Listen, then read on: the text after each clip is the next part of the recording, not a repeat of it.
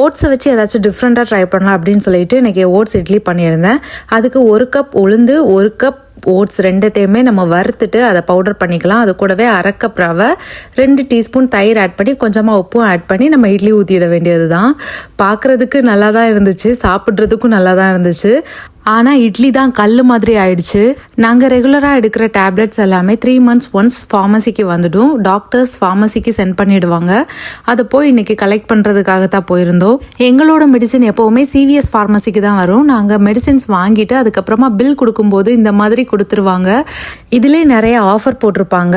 Example என்னென்னா, நம்ம next time வாங்குகிற பர்ச்சேஸ்க்கு இவ்வளோ $5 ஆஃபர் இருக்கும். இல்லைனா அலர்ஜி பில்ஸ் இல்லைனா மெலட்டோனின் ப்ராடக்ட்ஸ் ஏதாச்சும் வாங்குகிறோன்னா நமக்கு இவ்வளோ % ஆஃபர் இருக்கும் அப்படின்னு சொல்லியிருப்பாங்க.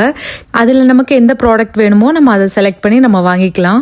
இது எனக்கு கொஞ்சம் புதுசாக தோணுச்சு, அதனால தான் உங்கள் எல்லாருக்கிட்டையும் நான் ஷேர் பண்ணேன். அப்போ நம்ம இன்னொரு வீடியோவில் பார்க்கலாமா? அது வரைக்கும் டாட்டா.